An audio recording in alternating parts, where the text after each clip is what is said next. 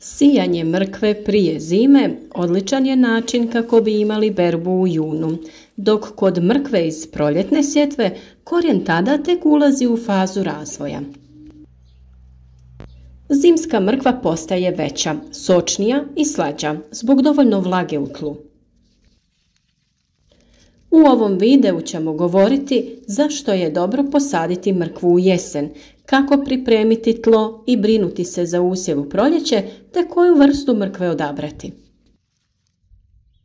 Za još korisnih savjeta o vrtlarstvu družite se s nama svaki dan uz novi video i neka vaš vrt bude prepun zdravih biljaka.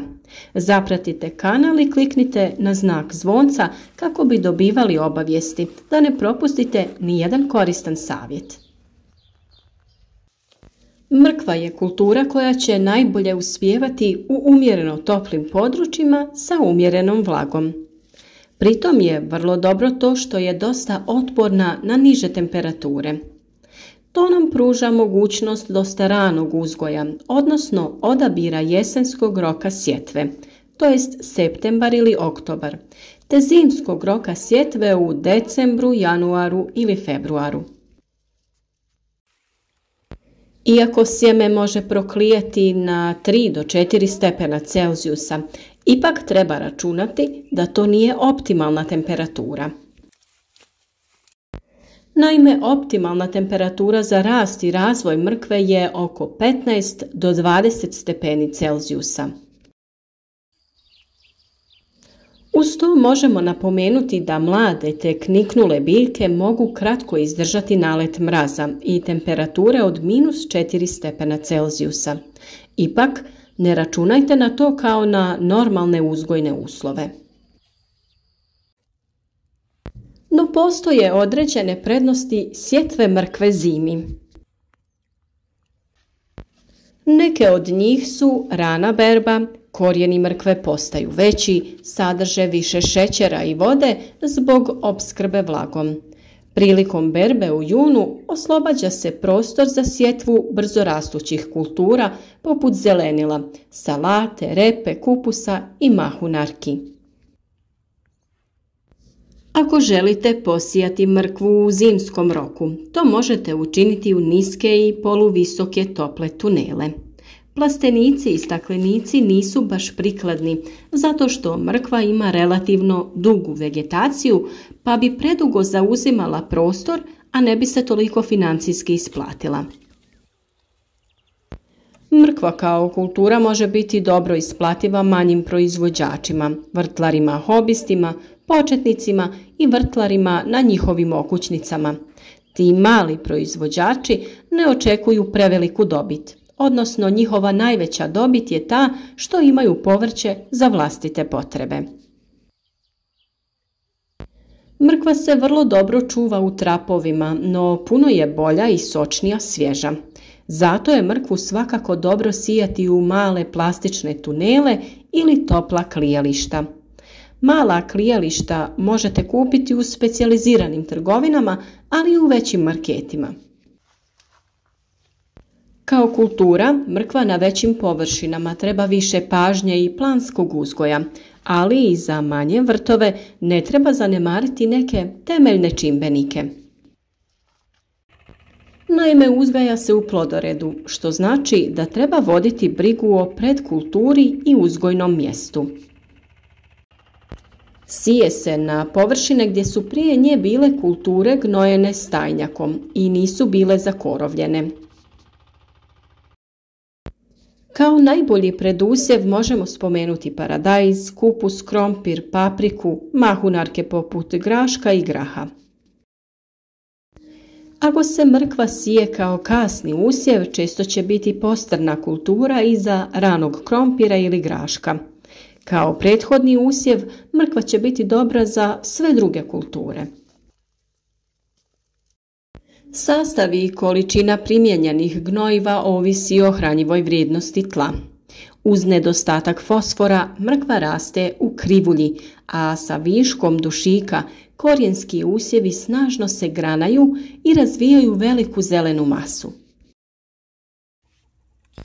Ona također reagira na svježe stajsko gnojivo sa ružnim, granatim i neukusnim korijenom. A važno je i znati da je najpovoljnije razdoblje za gornju obradu nakon berbe ili tokom jesenjeg oranja.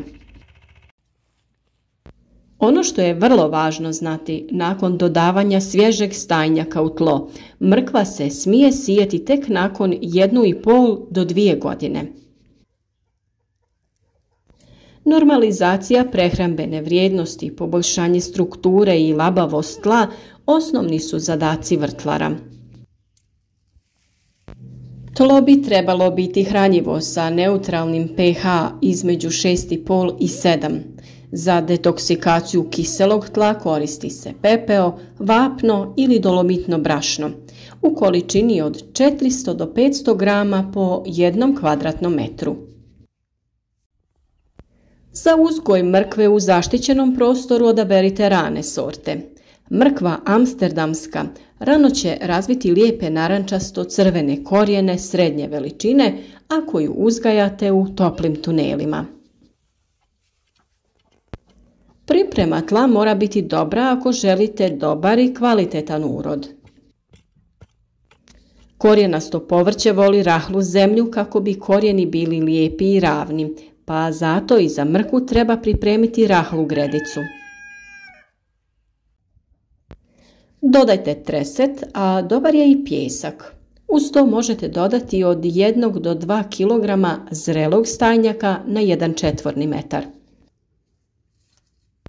Za biljke veliku razliku čini svježi i zreli, to jest odstajali stajnjak.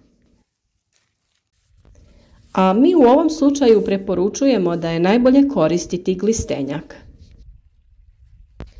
On se dobiva na način da se zreli stajnjak daje kalifornijskim glistama na obradu i od toga se dobiva čisti humus. Naravno, na našem kanalu imate video o tome kako se to radi, pa ga potražite. Sjetva mrkve se radi u redovima razmaka oko 20 cm. Kada biljke prorijedite, ostavite razmak između biljaka od 5 do 8 cm. Ako ćete mrkvu uzgajati u širim tunelima, sjetva može biti u trake u razmaku od 50 do 60 cm. Gredice nakon sjetve lagano zalijte odstajalom vodom ili kišnicom. Ako je temperatura u tunelu između 18 i 20 stepeni Celzijusa, mrkva bi mogla niknuti za nekih 15 do 20 dana, a na nižim temperaturama nicanje je razmjerno sporije. Sjeme možete sijati gusto i prekrijte sa pripremljenom smjesom tla i izmješanog treseta, humusa, komposta i dodajte to u sloju do 3 cm. Ako se zimi pokaže malo snijega i mraza, kreveti se prekrivaju smrekom ili borovim iglicama, velikim granama, suhim lišćem, piljevinom ili slamom. Na našem kanalu smo mnogo puta govorili o malčiranju, kako se to radi i koje materijale je najbolje koristiti. O tome također imate poseban video, pa možete da ga pogledate. Nakon sjetve mrkve prije zime, vrtlari trebaju malo odahnuti i pričekati dolazak proljeća. Od trenutka kada se snijeg topi, započinje ono najzanimljivije, a to je briga o zasadima. Prvi korak je naravno uklanjanje malča sa kreveta ili gredice. Kako bi se ubrzao nastanak sadnica, možete postaviti niske lukove preko gredica i fiksirati foliju ili netkani materijal. Nakon što se utvrdi stabilna prosječna dnevna temperatura od oko 15 stepeni Celzijusa ili više, skloništa se tada uklanjaju. Prvo zalijevanje obavlja se nakon što se gornji sloj tla osuši, a sa prvim izbojcima započinjete i redovito okopavanje. Važno je spriječiti i pojavu pokorice koja narušava prozračivanje podzemnog dijela biljke.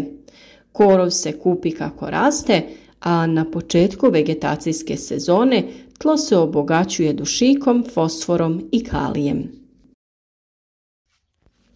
Za prevenciju mrkvine muhe, pored mrkve se sije luk, neven, peršin i češnjak. O temi dobrih susjeda smo već dosta govorili, pa se nadamo da vam nije promaknuo ni taj video savjet. Naime, jaki biljni mirisi odbijaju insekte i zato je dobro ove biljke saditi pored mrkve.